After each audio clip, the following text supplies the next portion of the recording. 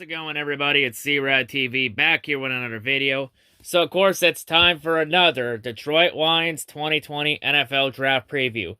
So, in the last draft preview, we focused on the offensive line for Day 2, the one side of the trenches. So, yeah, for this video, only fitting that we go to the other side of the trenches, the defensive line, since that is truly where the game is truly won or lost.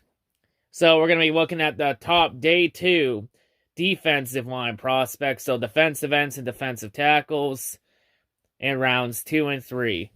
So yeah, we're revisiting this area. We already did a one for Day 1, so let's do one for Day 2. So yeah, since this draft is very deep in defensive line too. So yeah, with that being said, let's go ahead, let's move on and see who we got. So the first player we're going to go over here, hailing out of Utah, standing 6'3", weighing 257 pounds, we have Bradley N.A. So for Bradley's strengths, he's technically weave frying, ultra productive edge rusher, specializes in doing the little things well. You know, the little things truly do matter here. He's among one of the best in this year's class at timing the snap. Challenges left tackles, whether rushing out of a 2 or 3 point stance. Carries a lot of weapons in his rush tool belt, incorporates effective swims, rips, clubs, spins, and push-pulls to complement his burst and power. He sports typically a compact Polynesian frame, comes off the ball low and hard, so he can come off low and come off very hard. Overwhelms some blockers with an effective bull rush, mostly to his use of leverage and leg drive. He's more agile than he looks. He uses effective outside deke moves before crashing back inside with a counter. He doesn't look out of place when dropping back into coverage, so that's something to keep an eye on. Overall, though, in 2019, he was a consensus All-American, and he won the Morris Trophy as the best defensive line in the Pac-12, as voted by the Pac-12 offensive linemen. In his entire career with Utah, he's led Utah in sacks the past 3 years. In his 3 years with Utah, he's had 29.5 sacks. And for this season, he had 12.5 sacks in 2019, en route to Utah winning the Pac-12 South Championship. Bradley has also been listed as a potential sleeper pick in the draft. So he's someone that could shock a lot of people in the pros. Someone that could make a big name, could make a splash if used correctly. In terms of his weakness, though, he's likely to be more appreciated by coaches and scouts due to his lack of special traits. He possesses only average size and strength and speed by modern NFL edge rusher standards. He's shorter than preferred, has only average arm length, making him less effective in stringing out run plays and knocking down passes. He's only knocked down 3 passes in his career. All of them came in 2018. He lacks that smooth acceleration to sit past NFL tackles on speed alone. So something to keep an eye on. For his NFL comparison, he's been compared to Jabari Sheard of the Indianapolis Colts. So yeah, very interesting prospect. Someone that could make a lot of noise. Someone definitely to keep an eye on for sure. So the next defensive end we'll go over here, hailing out of Florida, standing 6'3", weighing 253 pounds, we have Jabari Sunica. So Jabari, his strengths, he's an athletic, high-cut edge rusher, flashes impressive grit off and terrific closing speed to go along with his long arms. He has active physical hands to suggest his best football base still lie ahead of him. He can blow off offensive tackles when he times the snap correctly, explodes out of his stance, coordinates his upper and lower body, has effective dip and rip and push-pull moves. He plays bigger and stronger than his listed size may suggest. He earns snaps inside a defensive tackle. He sets a firm edge against the run. He's a high-motor player, surprises ball carriers with his closing speed when he has a lane. He generates explosive collisions and often immediate takedowns. So in his first 2 games of 2019, he had 3 sacks, but then suffered a high ankle sprain, and then he played 4 more games after that. He finished the year with only 7 tackles for a loss. In 2018, he had, in his entire college career, he had 18.5 sacks, and in 2018, he had 6.5 sacks. So yeah, that injury though, that could be a bit of a red flag. Could he be injury prone in the pros? That's the big question here. For his weaknesses though, he's not yet the sum of his parts. He flashes elite traits, but he too rarely strings them all together on the same play. You know, one example is that he was quick once he got moving, but too often he missed times to snap. Literally the last lineman on either side off the ball. Although he has galloping strides, he eats up ground quickly. He has some core stiffness that limits efficient change of direction and balance. For his NFL comparison, he's been compared to Frank Clark of the Kansas City Chiefs. So yeah, he has a lot of good traits here, but, you know, a little bit some inconsistency issues, and there was that injury. Could it become a problem in the pros? So yeah, definitely someone that you would be taking a gamble on for sure. So the next player we're going to go over here, hailing out of Tennessee, standing 6'3", weighing 259 pounds, we have Darrell Taylor. So for Taylor's strengths, he's a quick twitch edge rusher with requisite strength, and agility to handle dual defensive and outside linebacker roles in the NFL. So he's an edge rusher, of course. Can play either position. May need to shed some weight off, though. That's going to be something interesting, though. He flashes explosive burst off the snap when he times it right. Sips by college right tackles. Easy lateral mover. Uses jump cuts to either direction to elude blockers in tight quarters. He corners like a street bike, scrapes the edge, shows excellent closing speed to rip down ball carriers from behind near the line of scrimmage. He's an aggressive tackler with the length and hand-eye coordination to lasso ball carriers from behind. In 2019, he incorporated more rips, spins, and counters to complement his speed rush. Overall, in his college career, in 2017, as a redshirt sophomore, he flashed a lot of potential with 3 sacks and 2 forced fumbles. And he became one of the most, and the last 2 seasons, he's been one of the most productive SEC pass rushers. The past 2 seasons, he's had 16.5 sacks and 21 tackles for a loss total. Over his entire college career, he's forced 6 fumbles and he's broke up 7 passes. In terms of his weakness though, he's a better athlete than football player. So we have the better athlete than football player cliche. He has average snap anticipation. He too often times it incorrectly. Fails to effectively use his best attributes, which is his speed. Has too many wasted snaps where he's been beaten before the play really begins. He played multiple roles at Tennessee, too often looked confused in this assignment. So he might have trouble reading the assignment and knowing where to go on the field.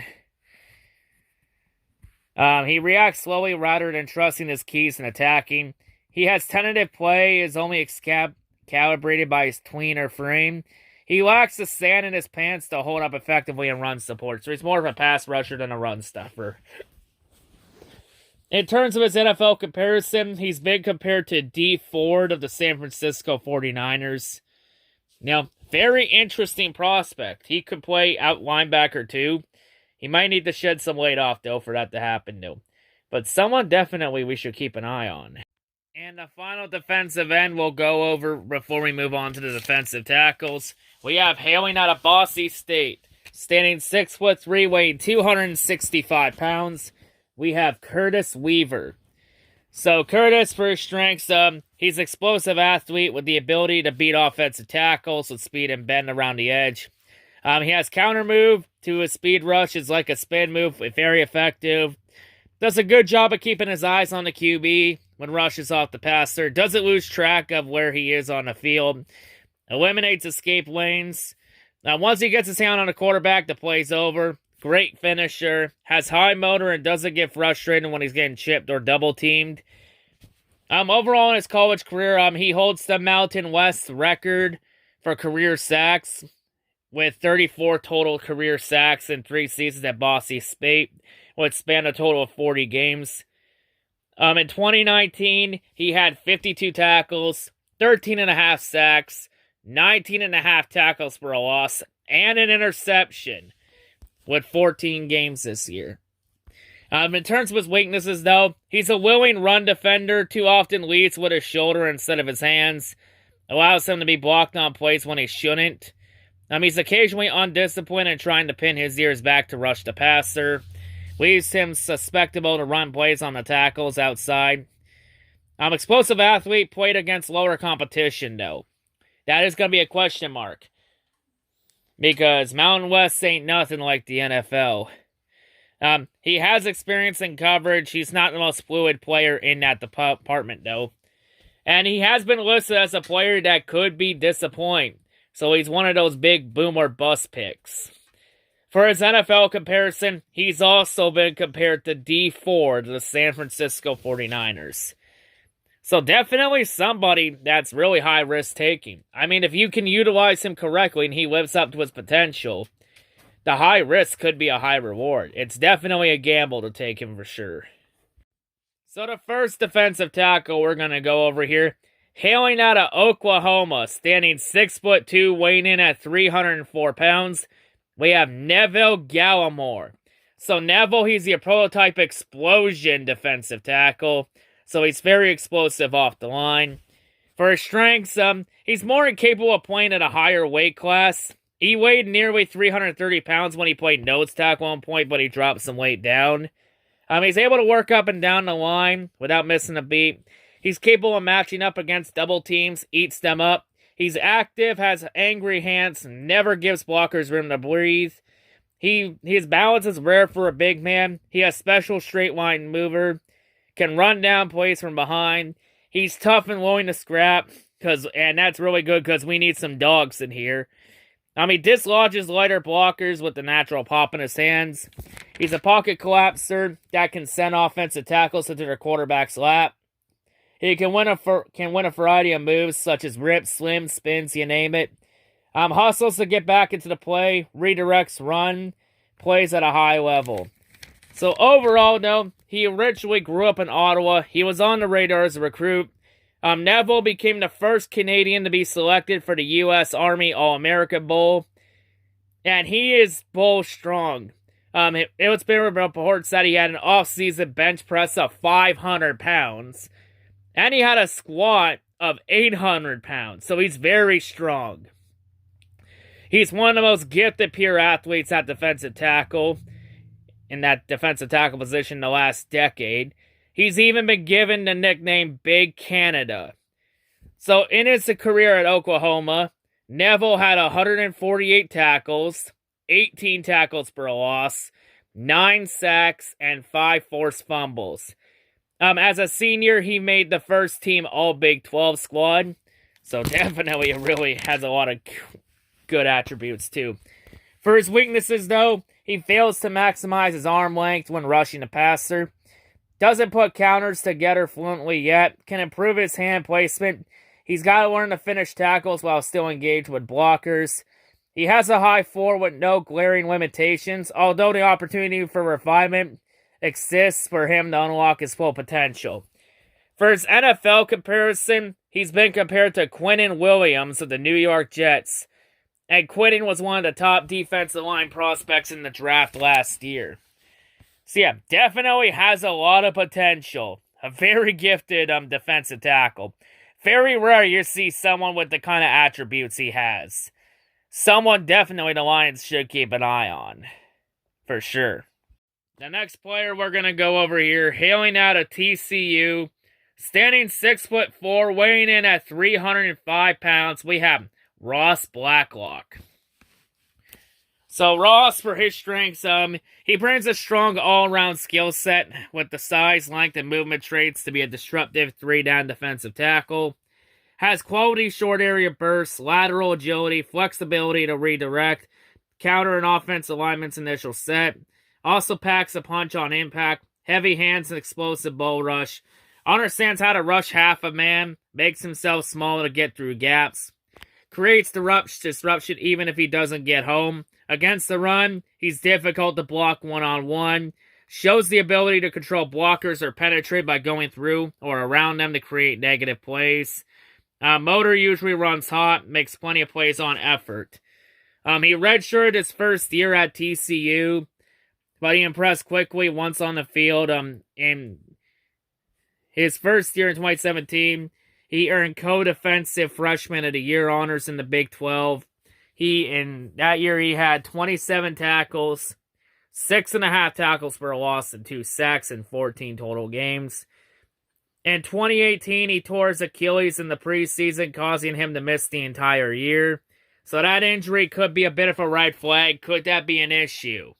The good news is, though, when he came back from that injury, he returned strong for his junior year.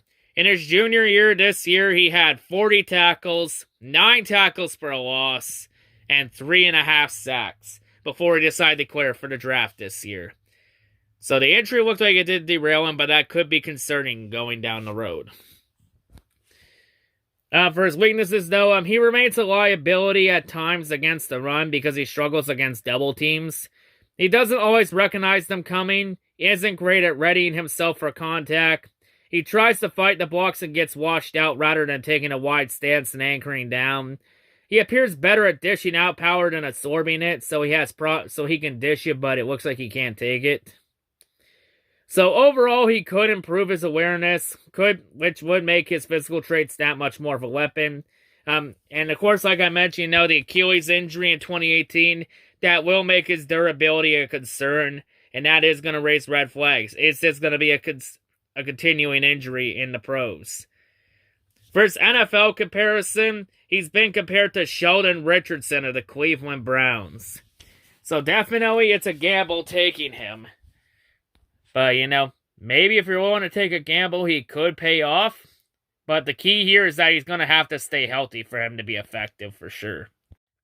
So the next player we're going to go over here, hailing out of the Ohio State University, we have standing 6'4", weighing in at 327 pounds. We have Davin Hamilton. So for Davin's strengths, he's improved his game a decent amount from his junior year to his senior year. Has decent body type for the pros. He's a high-effort tackler, willing to launch himself at the target to make contact. He takes smart paths to the ball, won't get lost in the shuffle of a crowded line. He is a hustle player who can find late success by never laying his foot off the gas. He has solid lateral agility for a guy his size, allows him to run stunts. He has consistent level of energy and throughout the game, regardless of the situation. Shut up, phone. Not right now. Overall, though, he saved his best football for his senior year, his 5th year of college. This year, he had 28 tackles, 10.5 tackles for a loss, and 6 sacks this year. And, of course, was a big factor in Ohio State making it all the way to the semifinals and winning the Big 10 championship, before Ohio State lost in the semifinals to Clemson. In his 5 years at Ohio State, Davin Hamilton has had 21 career tackles for a loss. In terms of his weaknesses, though, he has a hard time recovering once his balance is tipped. He can't walk into place against aggressive run blockers. His anchor is more likely to be exposed when the competition level increases. Has average physical tools, won't allow him to slack off from a technical standpoint. He was a rotational player at Ohio State. He benefited a lot from a production standpoint because of Chase Young's impact, so part of that could have been from Chase Young carrying him maybe. So something to keep an eye on for sure. Can he do it on his own if Chase Young is not there? So he's unable to counter off his initial move to any degree of success.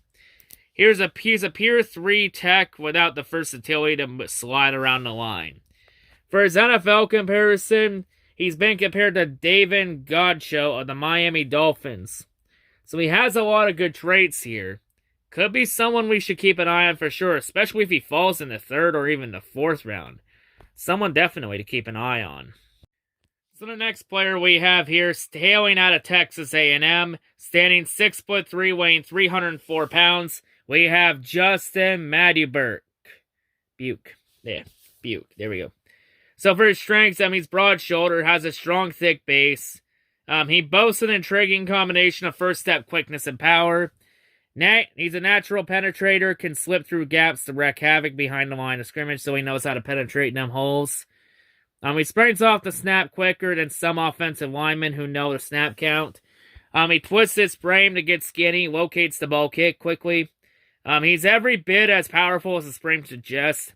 He plays with proper pad level and lower body strength, create a pile and clog up rushing lanes, has good awareness and effort in pursuit, fights through the whistle by spinning through blocks and hustling laterally and downfield.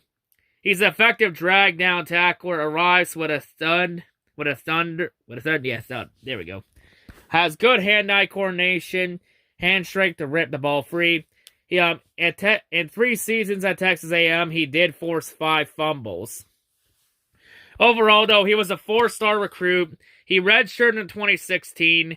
In 2017, he had a total of 20 tackles. And then he put together back-to-back outstanding seasons at Texas A&M.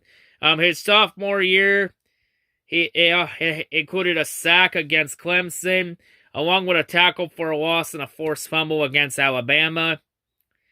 In that same sophomore year, he ended the year with 10.5 tackles for a loss and 5.5 sacks. In 2019, his stat line was very similar.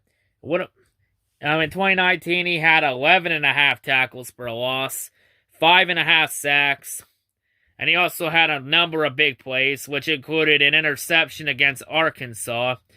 He also had a forced fumble recovered for a touchdown, and he had a block kick against the Ole Miss. So yeah, can make plays. For his weaknesses, though, he has average size in this era of behemoth defensive lineman, so he may need to bulk up a little bit. While he is quick initially, he does top out after just a few steps, possesses some stiffness in his core, struggles to change directions fluently enough to effectively stalk ball carriers from behind. His initial rush doesn't result in a collision. He's moved up and down the line of scrimmage to create advantage in his matchups. Does not possess the sustained speed to handle outside duties consistently. So consistency is a bit of an issue. For his NFL comparison, he's been compared to Kenny Clark of the Green Bay Packers. So an interesting prospect for sure. Someone that maybe could keep an eye on if he falls later in the draft and our board gets messed up. Someone definitely we should keep on the radar. So the next player we have here, hailing out of North Carolina, standing 6'4", weighing 267 pounds. We have Jason Strawbridge. So for Jason's strengths, he plays a lot lower than his listed height would indicate. Flashes of hand activity, speed is exciting. Not consistent though. His size and strength, it makes it difficult for runners to escape once they're in. His grasp, he stays focused on the run, works hard to break off blocks when the runner arrives. He looked more explosive and aggressive when he was at a lower weight, because originally he was at 285 at the start of the year. Then during his senior year at North Carolina, then he made an in-season switch to become an edge rusher, so around defensive end. He also dropped 18 pounds in the process, which is why he's 267 now. When he checked in at the Senior Bowl and worked with Matt Patricia and the Lions coaching staff. So yeah, he shined there to amplify his projections as a defensive end at the next level. Either way, he's still a versatile piece, has intriguing upside after his senior year. In his senior year, Jason had 45 tackles, which was a career high for him in a season. So his best football was his senior year.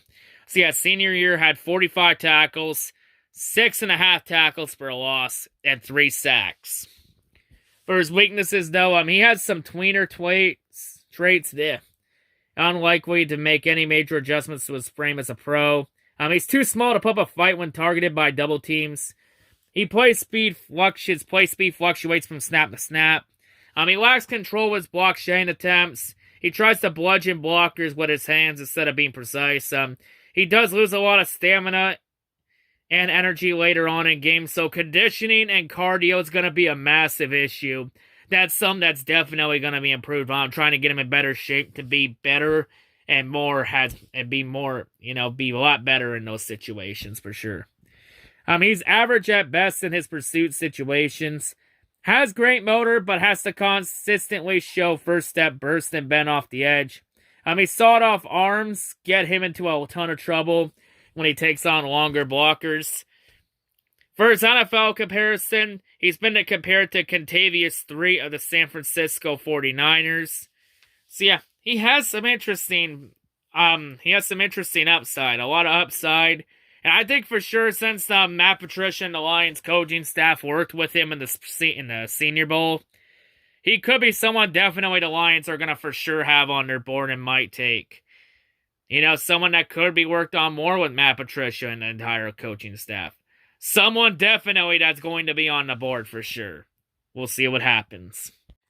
So to the final defensive tackle, the final defensive lineman, the final player we're going to go over in this video, hailing out of Penn State, standing 6'4", weighing in at 285 pounds, we have Robert Windsor. So for Robert's strengths, his balance helps to overcome some of the natural strength disadvantages he faces. He has good range as a tackler, which allows him to corral runners. His effort and accuracy as a tackler is presently surprising. He's able to snag guys where most defensive tackles can't. He keeps his hands moving even when his lower half hits a stalemate. He knows how to exchange it up with his pass rushes. His motor is acceptable. In terms of overall his college stats, in his senior year with Penn State, he had 40 tackles, 5 tackles for a loss, 3.5 sacks. His main standout game was against Iowa, where he had 6 tackles, 2.5 tackles for a loss, and a sack and a half. He is a native out of Green Bay, Wisconsin. Oh, whoopee. He hails from fucking inbred hillbilly land. Whoopee. God damn it. For the love of God, he better not go to the Packers or so help me God. He flashes interior quickness as a junior, though, when he had 7.5 sacks in his junior year. For his weaknesses, though, he lacks the gap discipline in the run games. He's upright built. He's too easily compromised when it comes to dropping an anchor.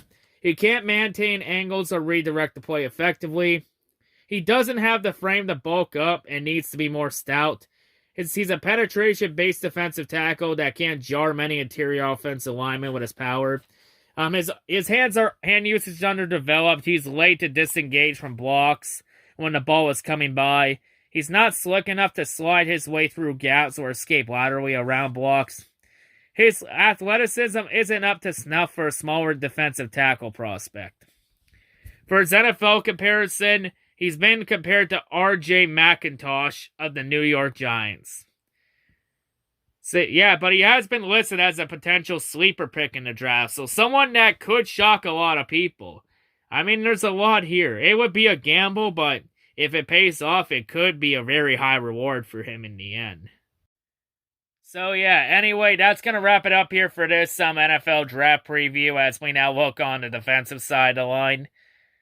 Defensive side of the ball here, of course, for all the draft. Since defense is the biggest issue for the Lions entering this draft.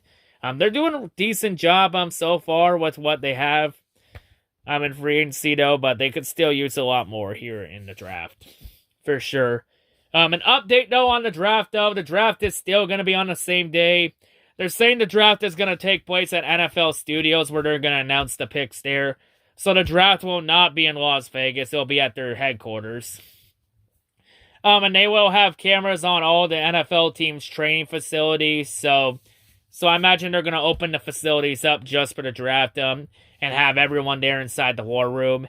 It's going to be a lot different looking war room than we think, because everyone's going to be implementing that 6-foot social distancing rule, due to the concerns for COVID-19.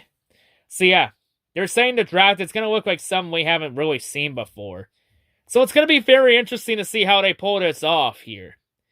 So yeah, that's going to be a very interesting draft. And I imagine a lot of the players are going to be having cameras, a lot of the top prospects in the draft are going to be having draft parties or anything, as long, whatever they can, to not abide by, all the restrictions and, all the rules for COVID-19. because of that, because there was that one rule for the gatherings where you can have more than 10 people for a gathering, or 50 people for a gathering, to try and, prevent the spread. So, yeah, it's going to be very interesting to see how this works out.